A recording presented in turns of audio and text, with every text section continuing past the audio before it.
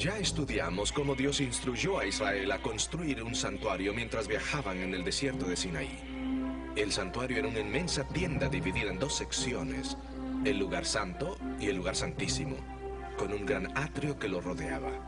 Este santuario era una réplica del santuario celestial para recordarles que Dios vivía en medio de ellos. En el atrio se ofrecían los sacrificios, representando a Cristo, nuestro gran sacrificio. El sacerdote tomaba la sangre del sacrificio e intercedía por el pueblo en el lugar santo, representando a Cristo, nuestro intercesor. Cuando el sumo sacerdote entraba en el lugar santísimo en el día de expiación, representaba la obra de Cristo en el juicio. Estos sacrificios rituales del Antiguo Testamento fueron cumplidos por Cristo. Él era el santo don ofrecido por Dios. Su sacrificio trajo consigo una nueva relación entre Dios y nosotros, y por su muerte logró el perdón de nuestros pecados. El Israel del Antiguo Testamento tenía varios festivales, pero el más importante de ellos era el Día de Expiación, o Yom Kippur, como se le conoce en hebreo.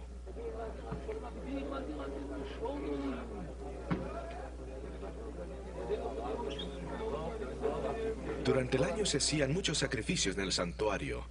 Aunque estos sacrificios limpiaban a los adoradores de pecado, la sangre permanecía desecrando el santuario. El santuario se purificaba solo en el día de expiación. La ceremonia comenzaba cuando el sumo sacerdote ofrecía un sacrificio para el perdón de sus propios pecados. Entonces tomaba 2 machos cabríos, uno por el Señor, el otro por Azazel. Se sacrificaba el macho cabrío del Señor y su sangre se llevaba al lugar santísimo y se asperjaba sobre el arca del testamento. Este era el único día en que el sumo sacerdote podía entrar en el lugar santísimo. La ceremonia era muy importante. Luego se traía el macho cabrío de Azazel. El sumo sacerdote ponía sus manos sobre el macho cabrío y confesaba sobre él los pecados del pueblo. Llevando así los pecados de todos, el macho cabrío de Azazel se llevaba fuera del campamento al desierto. Y aquel macho cabrío llevará sobre sí todas las iniquidades de ellos a tierra inhabitada, y será dejado libre en el desierto. Así en el día de expiación, el día de juicio, el santuario era purificado, los pecados del pueblo eran quitados y el macho cabrío de Azazel desterrado en el desierto.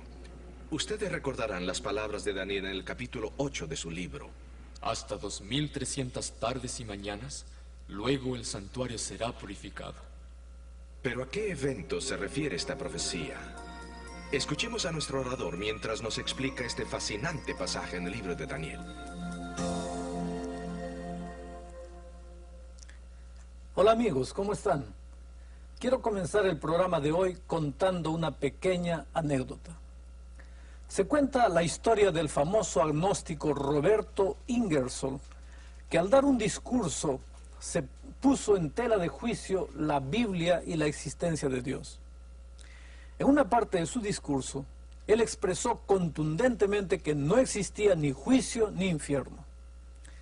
Al final de su presentación, un hombre medio ebrio se levantó en la parte de atrás del auditorio y con aparente felicidad exclamó: «Espero que usted tenga razón, hermano Roberto, porque esa es mi única esperanza de salvación». Bueno, la lección de hoy tiene que ver justamente con este asunto del juicio. Ustedes recordarán la sorprendente profecía de Daniel acerca del juicio investigador que comenzó en 1844. Hemos descubierto que la profecía de los 2300 días comenzó en el año 457 durante el periodo de Medo-Persia y finalizó en 1844 con la purificación del santuario. Esta limpieza del santuario en el Antiguo Testamento prefiguraba la obra de Cristo en el juicio final en el tiempo del fin. En nuestro programa de hoy queremos concentrarnos en el juicio investigador y encontrar exactamente qué fue lo que sucedió en 1844. Algunas personas cuando piensan en el juicio inmediatamente tienen sentimientos de temor e incertidumbre.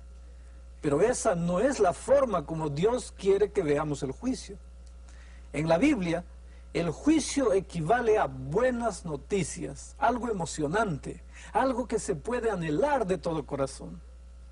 Permítanme ilustrar este asunto. Si tú estuvieses encerrado en una prisión en alguna parte del mundo y sabes que eres inocente, que te han acusado falsamente, y sabes que cuando tu caso sea presentado en la corte, la evidencia traerá todo a luz, me parece que tú estarás de acuerdo en que cuanto más rápido se reúne la corte y salga a luz toda la evidencia, mayor será tu felicidad, porque entonces todos podrán ver que eres inocente.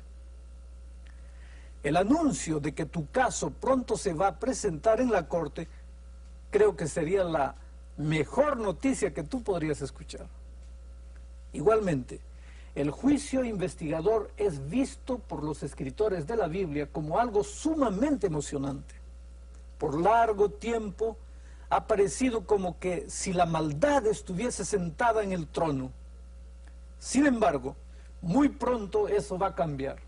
Como resultado del juicio, el reinado del cuerno pequeño va a llegar a su fin y la verdad va a surgir victoriosa. ¿Recuerdan que en Daniel 8 dice que por 2300 años el santuario de Dios y su verdad habrían de ser pisoteados? Pero al final de este largo periodo, el santuario y la verdad serán vindicados y el cuerno pequeño, que se ha opuesto a Dios y a su verdad y al santuario, será finalmente destruido. Ustedes pueden notar por qué el juicio en el cual toda la evidencia va a ser presentada es considerado por los profetas de la Biblia como buenas noticias. El estudio de Daniel hoy se enfocará en el juicio tal como aparece en Daniel 7, 8 y 9. Es más, el juicio investigador, o sea, el juicio que se realiza antes de la segunda venida de Cristo, parece ser el punto central de estos capítulos. Notemos Daniel 7, 1 al 8. Aquí tenemos 4 bestias: el león, que simboliza Babilonia; el oso a Medo-Persia; el leopardo a Grecia; una bestia terrible que simboliza Roma pagana; y después 10 cuernos que simbolizan a Europa. Posteriormente viene el cuerno pequeño, que simboliza a la iglesia medieval representada por el papado. Ahora, nótese la próxima escena. Voy a leer el texto bíblico. Estuve mirando hasta que fueron puestas sillas, y un anciano de gran edad se sentó, cuyo vestido era blanco como la nieve, y el pelo de su cabeza como lana limpia. Su silla llama de fuego, y sus ruedas fuego ardiente. Un río de fuego procedía y salía de delante de él. Millares de millares le servían, y millones de millones asistían delante de él. El juez se sentó y los libros se abrieron. Esta es la escena del juicio. Es significativo notar la secuencia aquí en Daniel 7. Daniel presenta a las naciones una tras otra. Lo siguiente que Daniel ve después del reinado del cuerno pequeño es justamente la escena del juicio. Notemos ahora que Daniel repite el orden y la secuencia por segunda vez. Lo voy a leer nuevamente. Entonces tuve deseo de saber la verdad acerca de la cuarta bestia, que tan diferente era de todas las otras, espantosa en gran manera, que tenía dientes de hierro y sus uñas de metal, que devoraba y desmenuzaba, y las sombras hollaba con sus pies. Asimismo, acerca de los 10 cuernos que tenía en su cabeza, y del otro que había subido de delante del cual habían caído 3. Y este mismo cuerno tenía ojos y boca que habla grandezas, y su parecer mayor que el de sus compañeros. Aquí tenemos nuevamente la secuencia. La cuarta bestia, Roma pagana. Los 10 cuernos, Europa dividida. El cuerno pequeño, la iglesia medieval. Ahora notemos en los versículos 21 y 22 que el cuerno pequeño dominaba a los santos hasta el juicio. Así que el cuerno pequeño prevaleció en la mente de los hombres hasta que el anciano de días, Dios, vino y el juicio empezó. Vean lo que dice el relato bíblico. Y veía yo que este cuerno hacía guerra contra los santos, y los santos vencía, hasta que vino el anciano de grande edad, y se dio el juicio a los santos del Altísimo, y vino el tiempo, y los santos poseyeron el reino. Ahora veamos que por tercera vez se mantiene la secuencia. Vuelvo a leer. Dijo así: la cuarta bestia será un cuarto reino en la tierra, el cual será más grande que todos los otros reinos, y a toda la tierra devorará y hollará y despedazará. Y los 10 cuernos significan que de aquel reino se levantarán 10 reyes, y tras ellos se levantará otro, el cual será mayor que los primeros.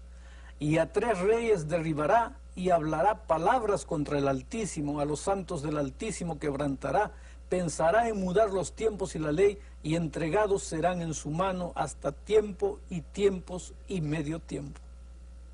Empero se sentará el juez, y quitaránle su señorío, para que sea destruido y arruinado hasta el extremo.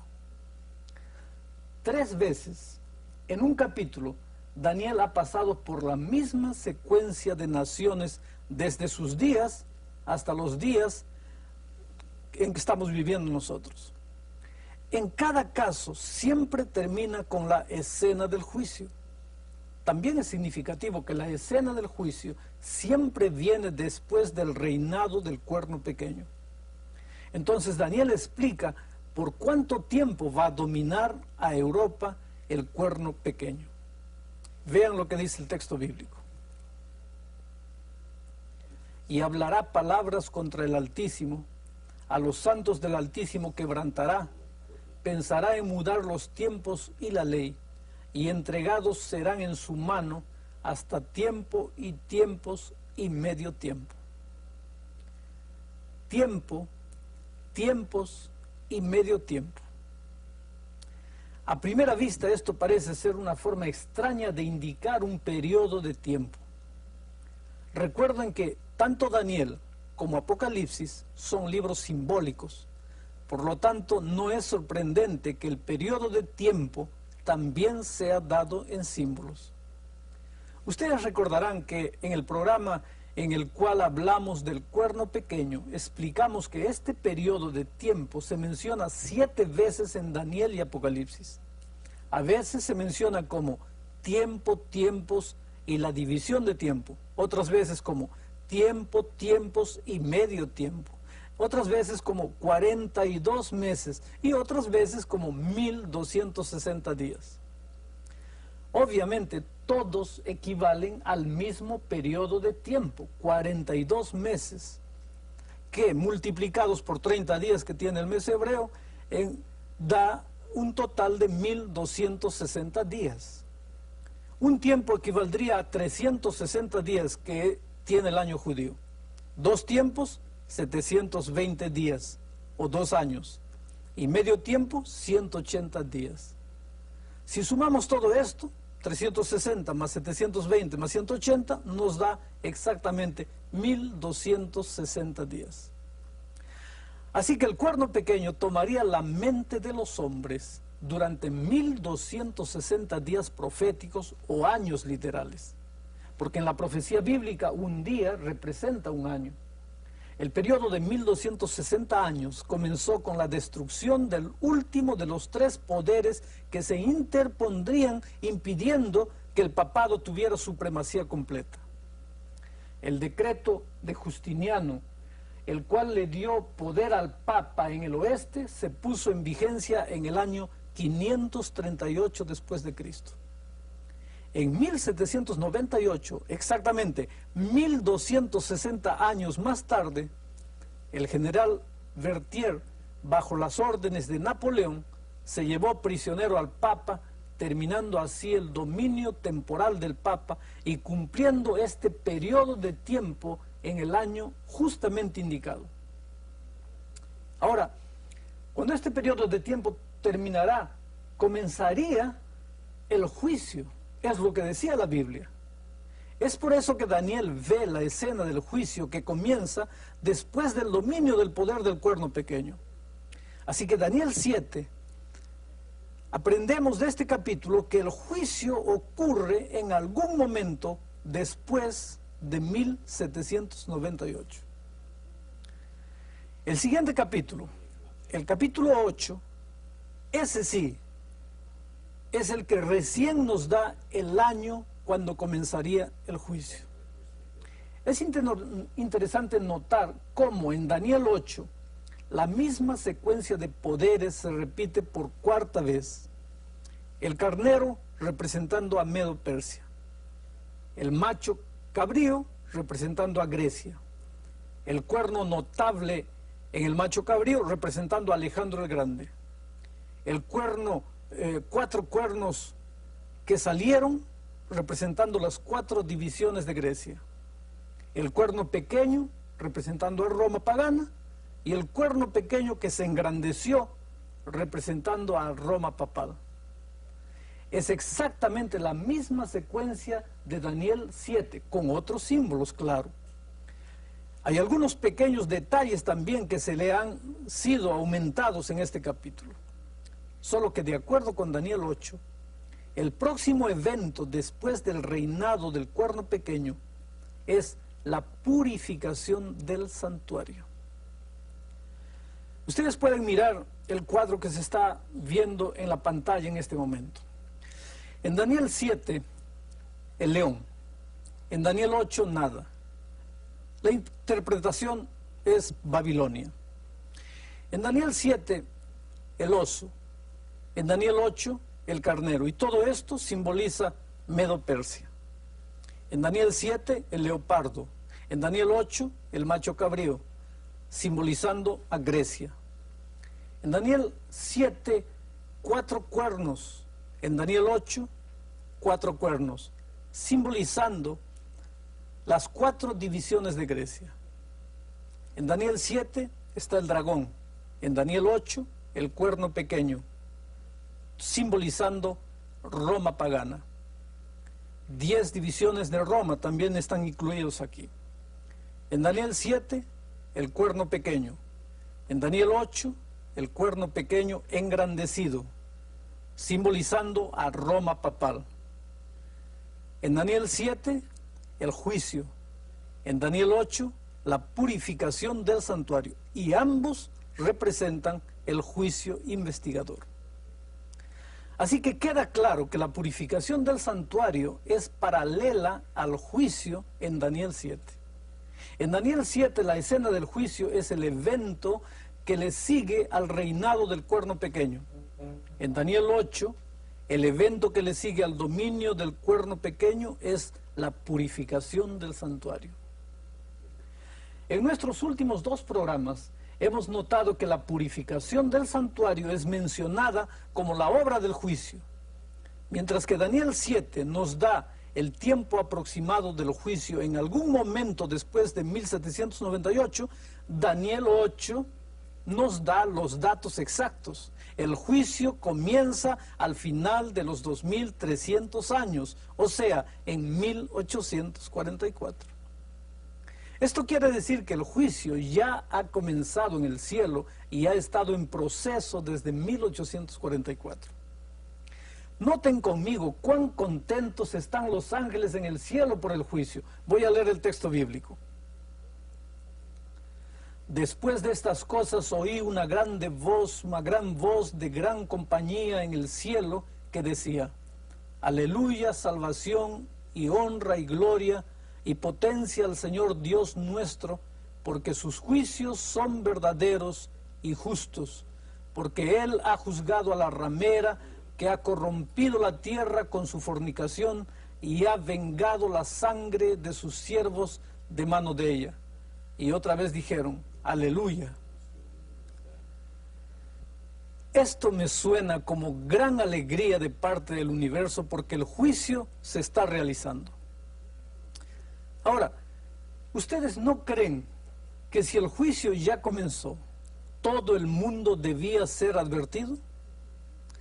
Veamos entonces cómo Apocalipsis describe esos tres grandes mensajes que salen por todo el mundo justamente antes de la venida de Cristo para anunciar este momento solemne del juicio. El primero de estos mensajes está aquí. Déjenme leer la Biblia.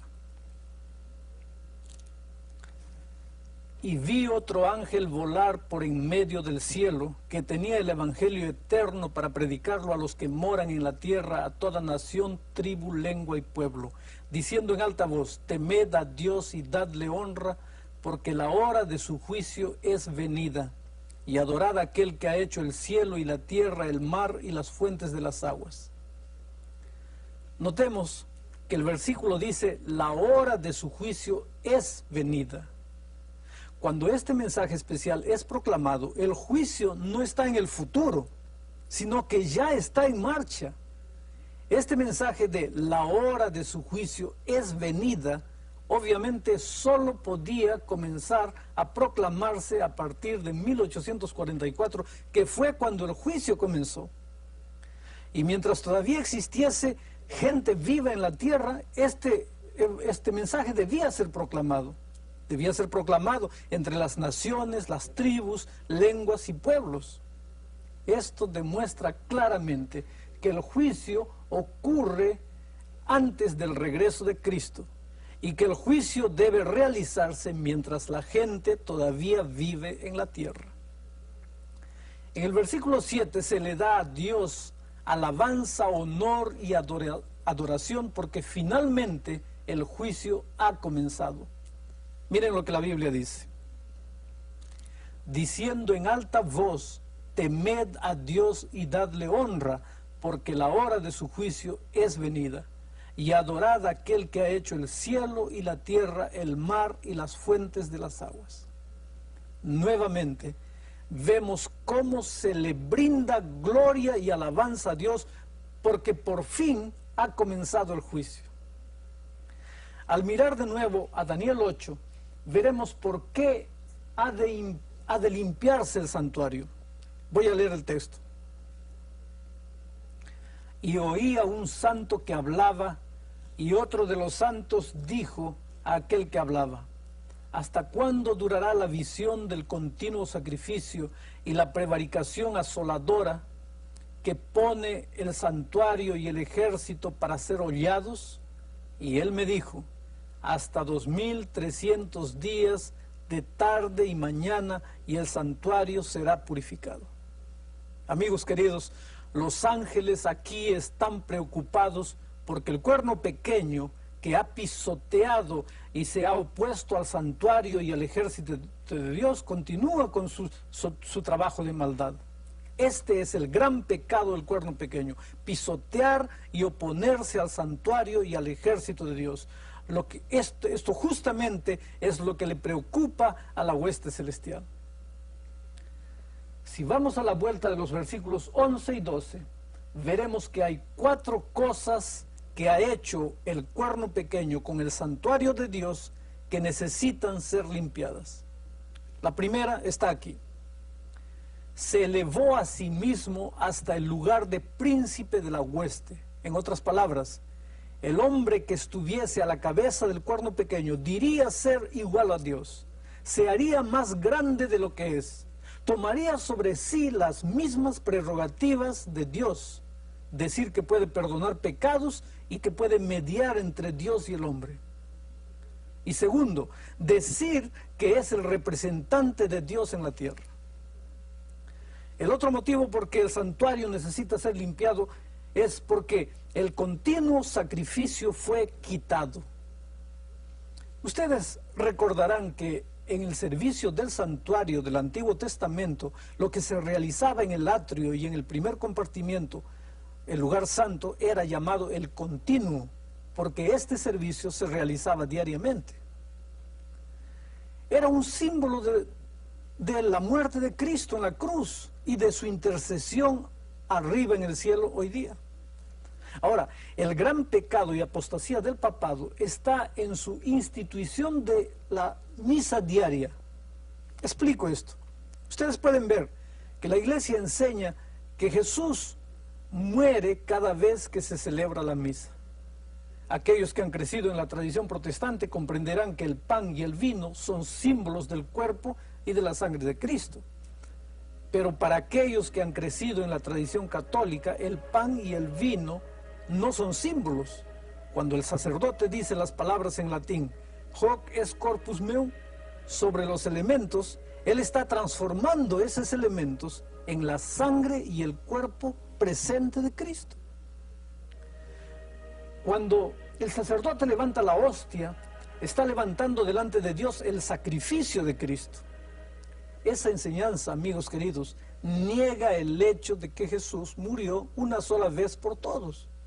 Él no necesita morir diariamente en la misa. Su muerte una vez en el Calvario es suficiente.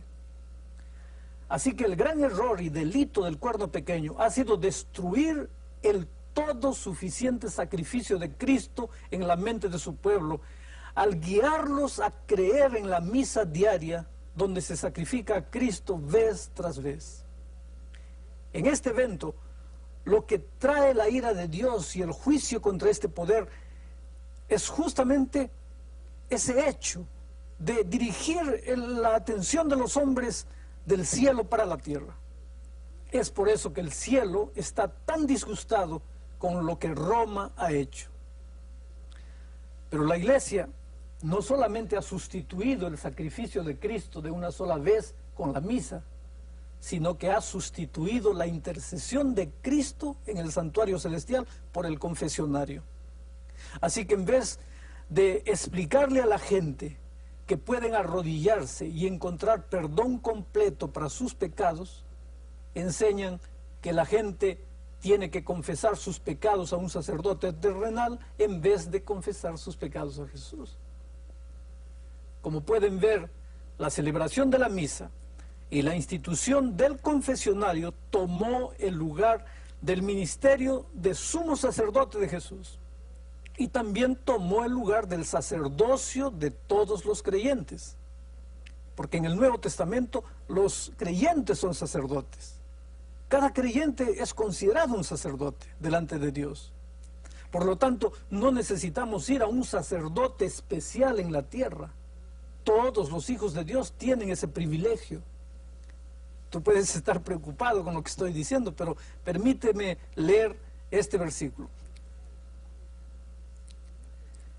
Mas vosotros sois linaje escogido, real sacerdocio, gente santa, pueblo adquirido, para que anunciéis las virtudes de aquel que os ha llamado de las tinieblas a su luz admirable.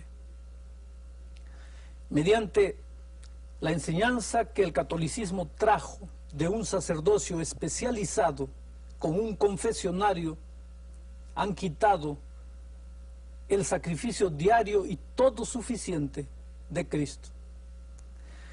El tercer motivo por el cual el santuario debe ser purificado es simplemente porque el lugar de su santuario fue derribado. Permítanme explicar esto. El único santuario que cuenta hoy en día es el santuario celestial. Este es el único santuario en el Nuevo Testamento. Ahora, en vez de hablarle a la gente del santuario celestial, el catolicismo dirige la atención de las personas al santuario terrenal, como un sacerdocio terrenal.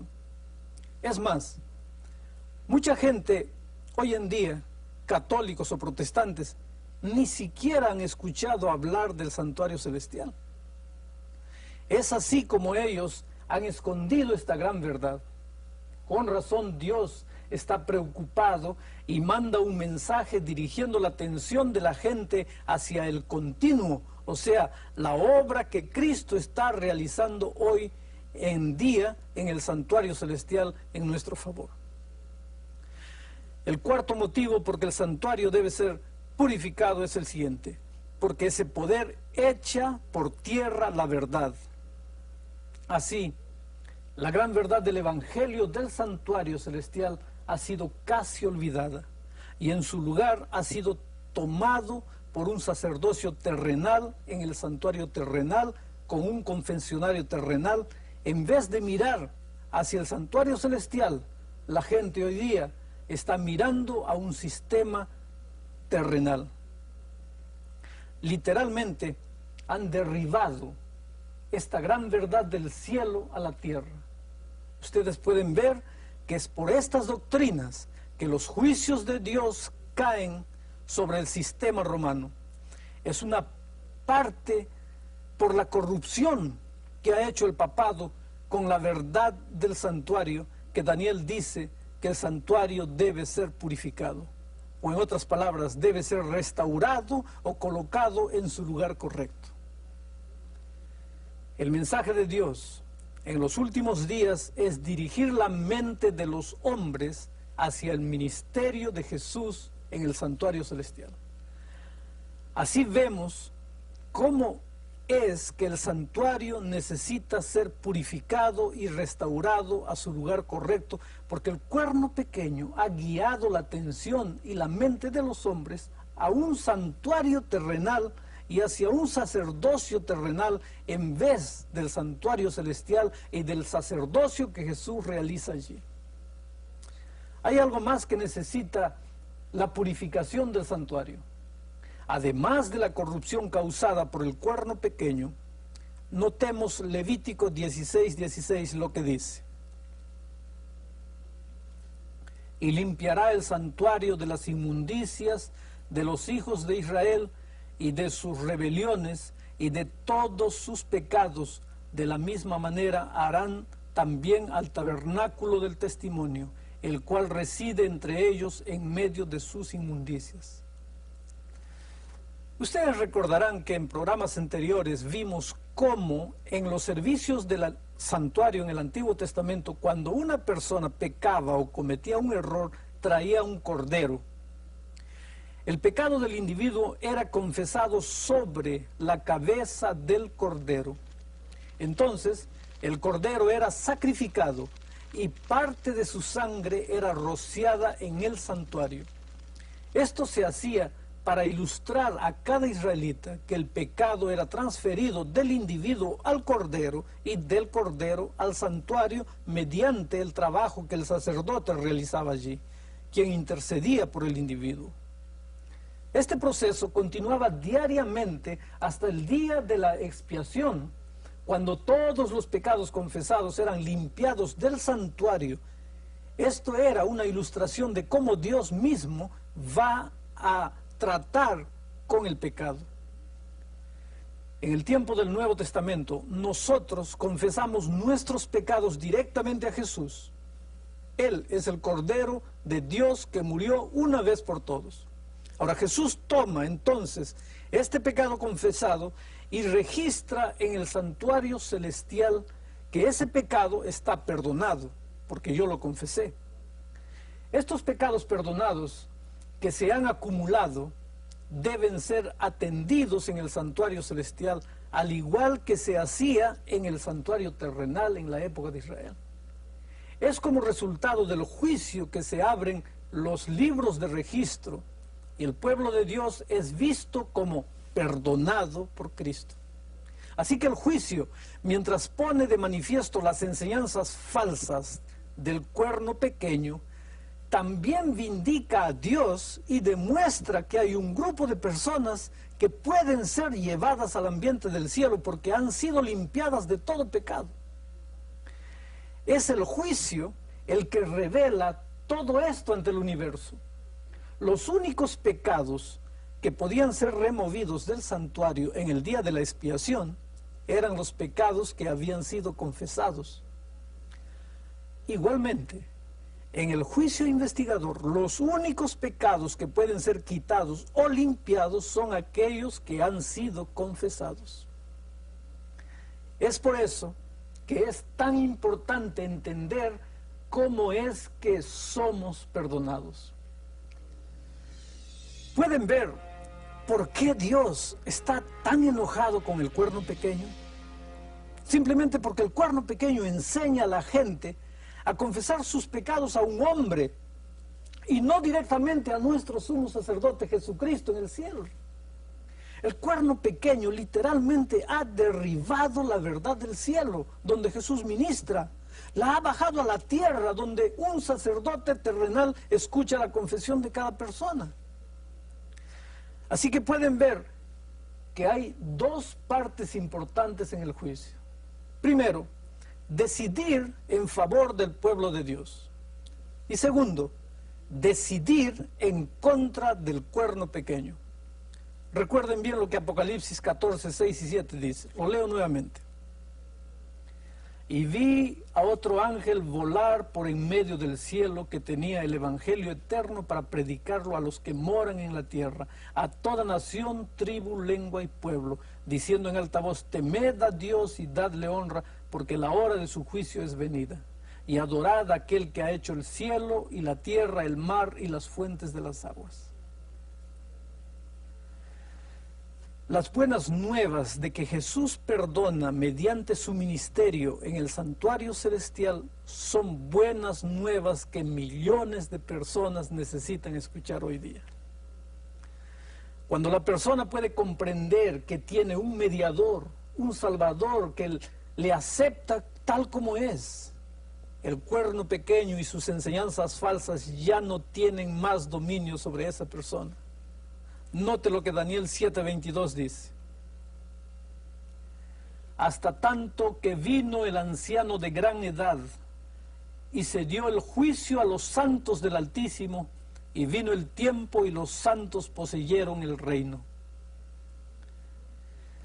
Otra versión de la Biblia lo pone de esta manera. Se pronunció juicio en favor de los santos del Altísimo. Así que el juicio investigador decide en contra del cuerno pequeño, pero gracias a Dios también decide positivamente en favor del pueblo de Dios. ¿Recuerdan la ilustración que usé al comienzo del programa de hoy? De alguien que está en la cárcel esperando el juicio. Ese hombre sabe que es inocente. Sabe que cuando se presentan los hechos se verá que él ha sido acusado falsamente. Entonces está ansiosamente esperando el día en que su caso sea presentado ante la corte. Anhela que sea lo más pronto posible. Bueno, es por esto que el pueblo de Dios está ansiosamente esperando el momento del juicio. No es algo a lo que hay que temer. Ellos saben que su caso demostrará que están en la situación correcta. Jesús les ha dado la seguridad absoluta. Jesús dice lo siguiente, miren. Si confesamos nuestros pecados, Él es fiel y justo para que nos perdone nuestros pecados y nos limpie de toda maldad. Dime una cosa. Si el hombre que va a ser tu juez te ha dado la seguridad de que todo ya te ha sido perdonado y que tú no tienes nada que temer en el juicio, ¿tú te preocuparías cuando se hace el anuncio de que tu caso está para ser juzgado? Claro que no. Son las mejores noticias que podrías recibir. Tal vez hasta querrías entrar corriendo en la sala del juicio. Por fin, lo que estaba mal va a ser enderezado. Todo saldrá a luz. Todas las insinuaciones y los comentarios hechos por el fiscal, que es el diablo, serán vistos como falsos. Con razón, los escritores de la Biblia miraban ansiosamente hacia el juicio. Son noticias sumamente buenas.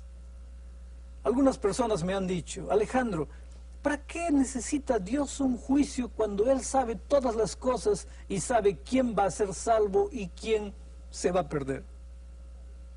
Esto es verdad.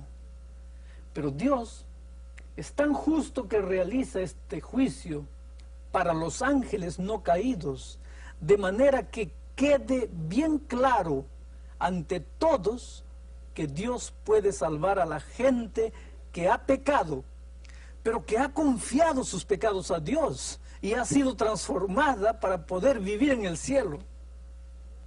Ustedes pueden imaginarse que en un universo donde no hay enfermedad o muerte o cáncer, a los ángeles no caídos les gustaría tener la seguridad de que toda la negra historia del pecado y rebelión nunca volverá a repetirse. Una de las razones por la cual Dios hace un juicio donde todos pueden ver sus acciones es para mostrar que aquellos que han aceptado a Jesús y han aceptado el perdón y la gracia, ahora están dispuestos a ser obedientes y a hacer lo que Dios quiere que hagan, guardando todos sus mandamientos. Eso es lo que la Biblia afirma. Miren lo que dice. Porque es tiempo de que el juicio comience por la casa de Dios. Y si primero comienza por nosotros, ¿qué será el fin de aquellos que no obedecen al Evangelio de Dios? Este versículo dice que el juicio comienza con los justos. Es una vindicación del derecho que Dios tiene de salvar a aquellos que completamente se han entregado al señorío de Jesucristo. Así que el pueblo de Dios no tiene nada que temer en el juicio, porque el juicio falla en su favor, en favor del pueblo de Dios. Ellos ya saben el resultado del juicio. En lo que se refiere a los santos, ellos ya están seguros. Entonces el propósito del juicio no es para saber quién es salvo y quién no. El propósito del juicio es para que Dios revele por primera vez delante de todo el universo, incluyendo delante del diablo mismo, quiénes son los que han de ser salvos. Cuando Él finalmente abre el libro, todos podrán verlo. Dios sabe lo que hay en los libros, pero ahora, en justicia hacia todo el universo, incluyendo a Satanás y a sus ángeles, Dios revela por qué Él puede llevar al cielo a aquellos que una vez fueron pecadores y seguidores del diablo, pero que ahora han aceptado a Jesús, su gracia, y quieren caminar en obediencia a todo lo que Dios les ha pedido que hagan. Dios ha hecho lo indecible para salvar a la humanidad del pecado. Envió a su propio Hijo para morir por el hombre. Dios ha hecho lo indecible para explicar los detalles de su juicio celestial a aquellos que viven en el planeta Tierra. Él demostró de una forma llana, clara, a los hijos de Israel, mediante la instrucción de los servicios del santuario que señalaban hacia la muerte de Cristo, y le mostró al profeta Daniel el tiempo cuando todo esto ocurriría. Entonces nosotros no tenemos más disculpas para continuar en la ignorancia de estos eventos. Ahora, tomemos un poquito de tiempo para recordar brevemente lo que ha sido revelado concerniente al juicio. Hemos preparado un video para que nos ayude en este sentido. Miremos al video.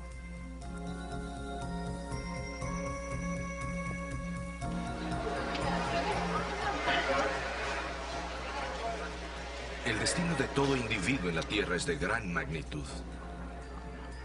El juicio es un evento que debe ocurrir de modo que la muerte de Cristo pueda proveer expiación para los que han vivido en la Tierra. A través de la historia, la muerte de Cristo y su significado en el juicio final ha sido ilustrada a la raza humana. Por ejemplo, el antiguo santuario hebreo era una réplica del santuario celestial, que era un recuerdo a los israelitas que Dios vivía en medio de ellos. Se ofrecían sacrificios diariamente, simbolizando a Cristo al sacrificio final. En el día de expiación, el sumo sacerdote entraba en el lugar santísimo para asperjar la sangre sobre el propiciatorio, mostrando así la obra de Cristo en el juicio. Se efectuaban muchos sacrificios en el santuario durante el año. Aunque estos sacrificios purificaban los pecados de los adoradores, la sangre permanecía desecrando el santuario. Era en el día de expiación que se purificaba el santuario. El macho cabrío de Azazel que llevaba los pecados se sacaba del campamento al desierto. Y así se purificaba el santuario en el día de expiación, el día del juicio. Se limpiaban los pecados del pueblo, y el macho cabrío de Azazel desaparecía en el desierto. De la misma forma como el santuario terrenal se purificaba una vez al año, el santuario celestial fue purificado al final de los 2300 años. Ese periodo comenzó en el año 457 y terminó en 1844. El juicio se cita para examinar la vida de los individuos a través de la historia, pero también se cita para juzgar al gran opresor de la humanidad, el Cuerno Pequeño. Él también tiene que dar cuenta de sus acciones delante del juicio. El Cuerno Pequeño responde a varias acusaciones. Se erigió contra el príncipe de los ejércitos. Quitó el continuo sacrificio. Echó por tierra el lugar de su santuario. Echó por tierra la verdad. El veredicto de la corte falla en favor de los seguidores de Dios. Son los santos perseguidos los que ganan el caso. El acusador, el Cuerno Pequeño, pierde el caso. Pero ¿cuándo comienza el juicio? ¿Y cómo será? Cuando la Biblia habla del juicio, lo hace en el contexto de su propio tiempo, no en el nuestro. En nuestras cortes el juicio tiene que ser imparcial. En los días de Daniel, sin embargo, el juez no tenía que ser imparcial.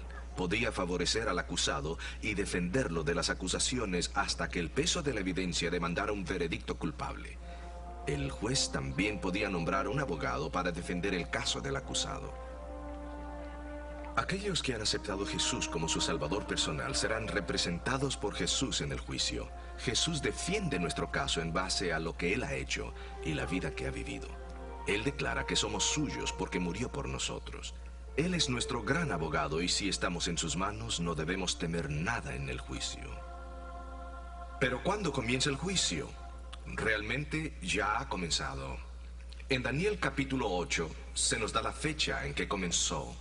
Hasta 2300 tardes y mañanas, luego el santuario será purificado. Los 2300 años comenzaron en el año 457 a.C. y terminaron en el año 1844. La profecía nos dice que en ese día sería purificado el santuario. Comenzaría el día de expiación final. La corte se sentaría en el juicio y se abrirían los libros. Esto significa que estamos viviendo en el día final del juicio, en ese periodo de la historia justo antes de la segunda venida de Cristo. En nuestro próximo episodio veremos la continuación de ese juicio y su resolución final.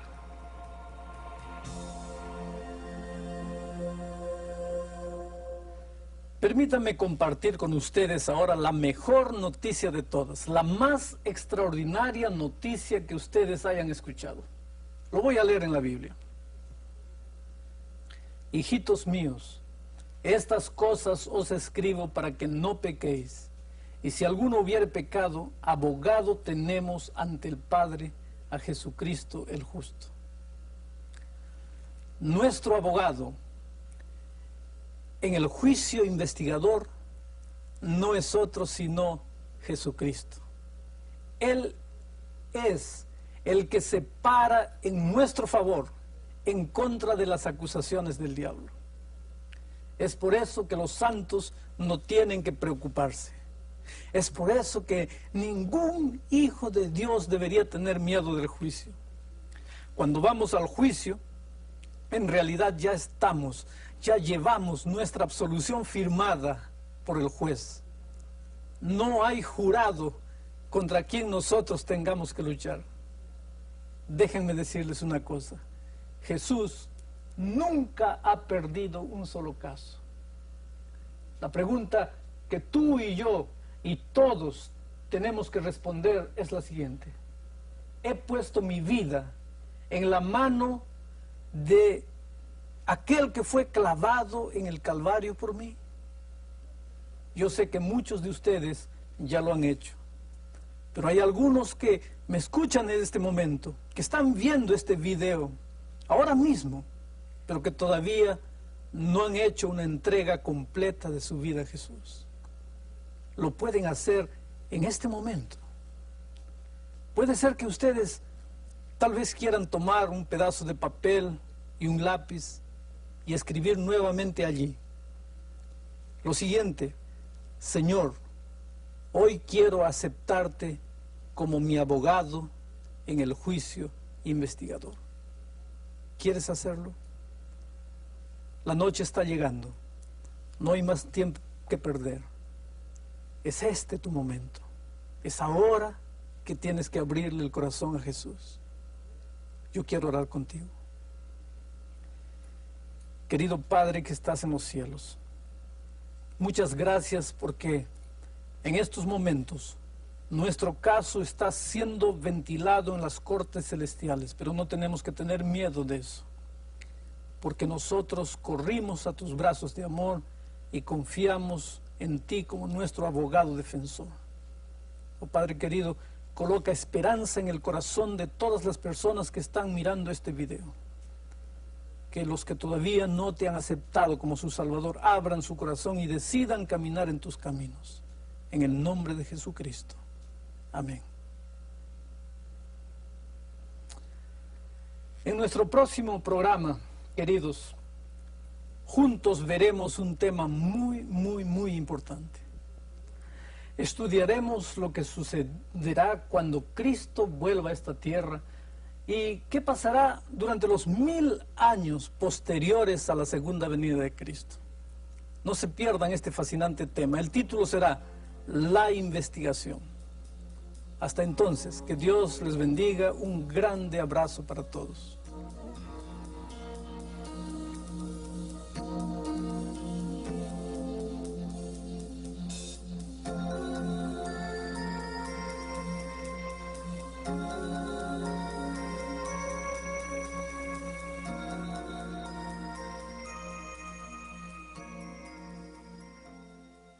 Simboliza Babilonia, el oso a Medo-Persia, el leopardo a Grecia, una bestia terrible que simboliza Roma pagana, y después 10 cuernos que simbolizan a Europa.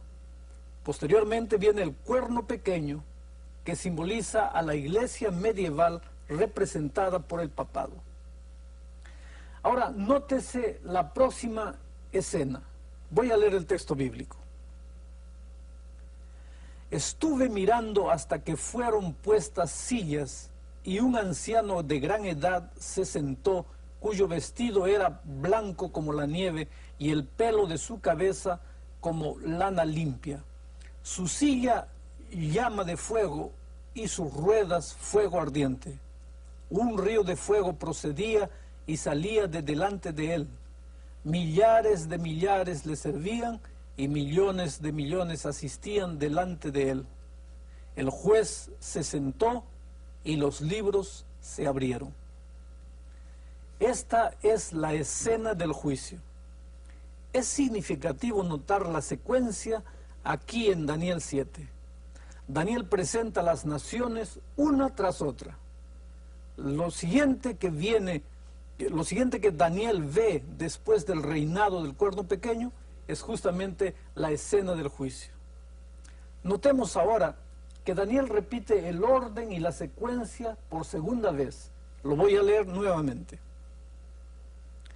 Entonces tuve deseo de saber la verdad acerca de la cuarta bestia, que tan diferente era de todas las otras, espantosa en gran manera, que tenía dientes de hierro y sus uñas de metal, que devoraba y desmenuzaba, y las sombras hollaba con sus pies. Asimismo, acerca de los 10 cuernos que tenía en su cabeza, y del otro que había subido desde la... Su sacrificio trajo consigo una nueva relación entre Dios y nosotros, y por su muerte logró el perdón de nuestros pecados. El Israel del Antiguo Testamento tenía varios festivales, pero el más importante de ellos era el Día de Expiación, o Yom Kippur, como se le conoce en hebreo.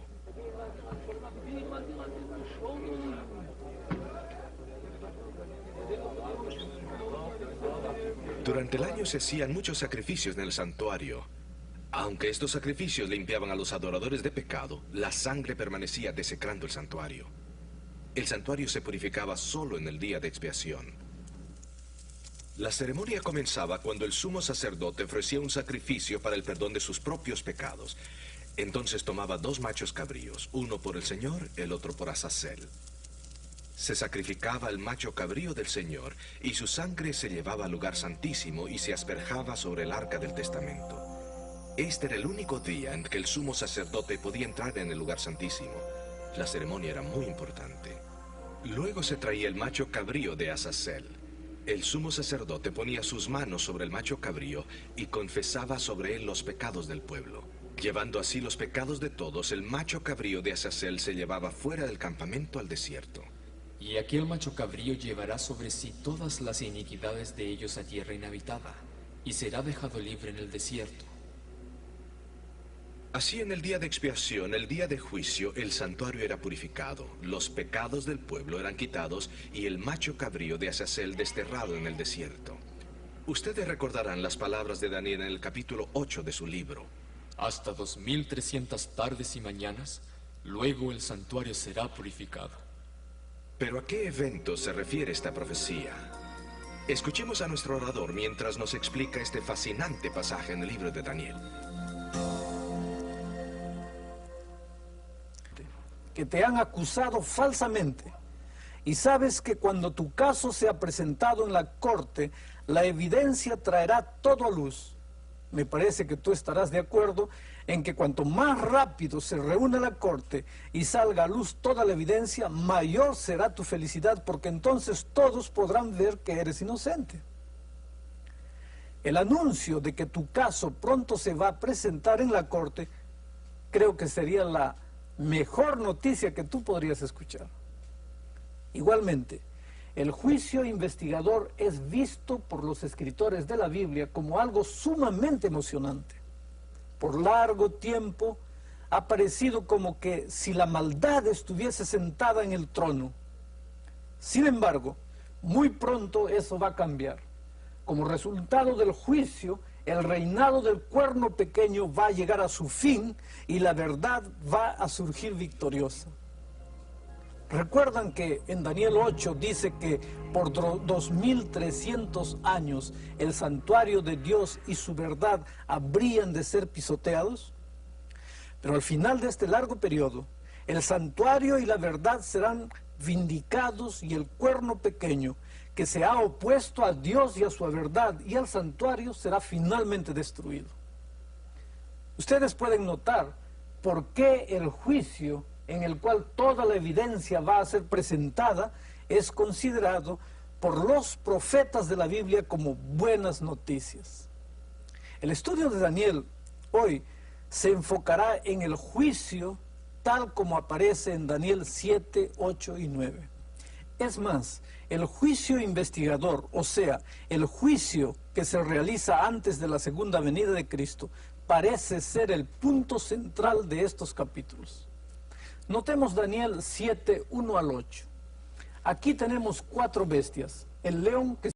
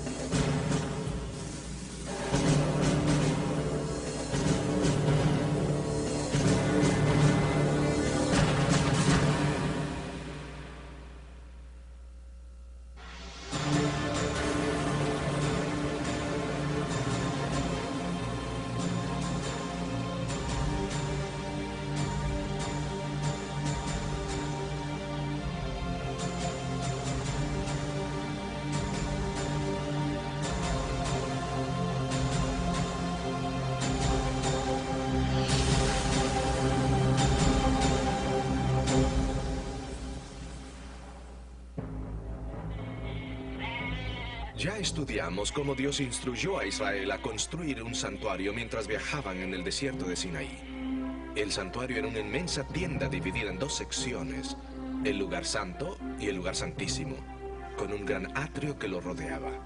Este santuario era una réplica del santuario celestial para recordarles que Dios vivía en medio de ellos. En el atrio se ofrecían los sacrificios, representando a Cristo, nuestro gran sacrificio. El sacerdote tomaba la sangre del sacrificio e intercedía por el pueblo en el lugar santo, representando a Cristo, nuestro intercesor. Cuando el sumo sacerdote entraba en el lugar santísimo en el día de expiación, representaba la obra de Cristo en el juicio. Estos sacrificios rituales del Antiguo Testamento fueron cumplidos por Cristo. Él era el santo don ofrecido por Dios. Hola amigos, ¿cómo están? Quiero comenzar el programa de hoy contando una pequeña anécdota. Se cuenta la historia del famoso agnóstico Roberto Ingersoll, que al dar un discurso se puso en tela de juicio la Biblia y la existencia de Dios. En una parte de su discurso, él expresó contundentemente que no existía ni juicio ni infierno. Al final de su presentación, un hombre medio ebrio se levantó en la parte de atrás del auditorio y con aparente felicidad exclamó: espero que usted tenga razón, hermano Roberto, porque esa es mi única esperanza de salvación. Bueno, la lección de hoy tiene que ver justamente con este asunto del juicio. Ustedes recordarán la sorprendente profecía de Daniel acerca del juicio investigador que comenzó en 1844.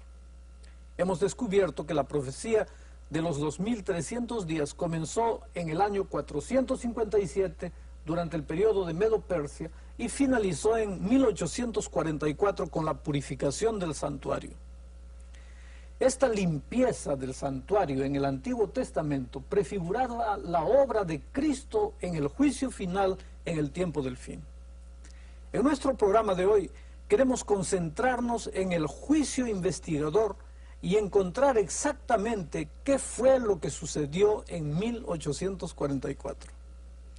Algunas personas cuando piensan en el juicio inmediatamente tienen sentimientos de temor e incertidumbre. Pero esa no es la forma como Dios quiere que veamos el juicio. En la Biblia, el juicio equivale a buenas noticias, algo emocionante, algo que se puede anhelar de todo corazón. Permítanme ilustrar este asunto. Si tú estuvieses encerrado en una prisión en alguna parte del mundo y sabes que eres inocente,